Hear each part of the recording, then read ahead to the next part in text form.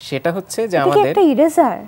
এটা ইরেজার না, এটা আসলে একটা বেশ স্ট্রং ম্যাগনেট। আচ্ছা, ঠিক আছে, তো এইখানে আমরা যেটা দেখতে চাচ্ছি সেটা হচ্ছে যে আমাদের এইভাবে নর্মালি যেই ম্যাচস্টিকগুলা, এটা আমরা যে কোনো একটা ফ্রেশ আরেকটা নিয়ে নিচ্ছি, ওকে নিয়ে এটার যে মাথাটা সেটা আমি ভেঙে নিব।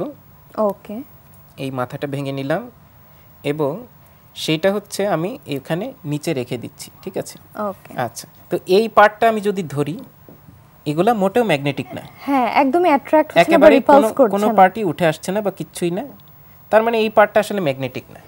কিন্তু এই যে ম্যাচটা যে আসলে জ্বলে উঠলো, এটা যে এক ধরনের কেমিক্যাল রিয়াকশন এবং এতে যে আসলে এর ইন্টারনাল স্ট্রাকচারে চেঞ্জ হচ্ছে, এটা আমরা কিন্তু চাইলে এখনই প্রমাণ করতে পারি। ওকে। সেটা হচ্ছে যে আমরা যখন এই ম্যাচটাকে আবার স্ট্রাইক করে জ্বালিয়ে নিলাম, জ্বালানোর পরে আমরা এটাকে বার্ন হতে দিব ওকে। এবং এই যে এটা একটা কেমিক্যাল রিয়াকশন হচ্ছে, তাই না? এটাকে কি কম্বাসশন বলে, তাই না? হ্যাঁ, এই কম্বাসশন রিয়াকশনের পরে আমরা তাহলে দেখি যে এটা কি হয়। আমি এটাকে জ্বালিয়ে নিলাম, যখন একেবারে কমে আসবে তখন আমরা এটাকে নিচে রেখে দিচ্ছি। এখন যদি আমরা দেখি যে এটা আসলে ম্যাগনেটে কি হয়, আমরা যদি এখন এটাকে ধরি, এখন কিন্তু এটা ম্যাগনেটের সাথে আটকে উঠে আসে। গিয়েছে, হ্যাঁ।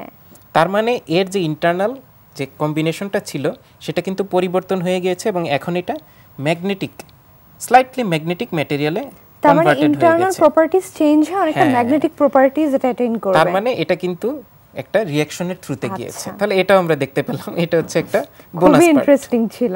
কেমন লাগলো?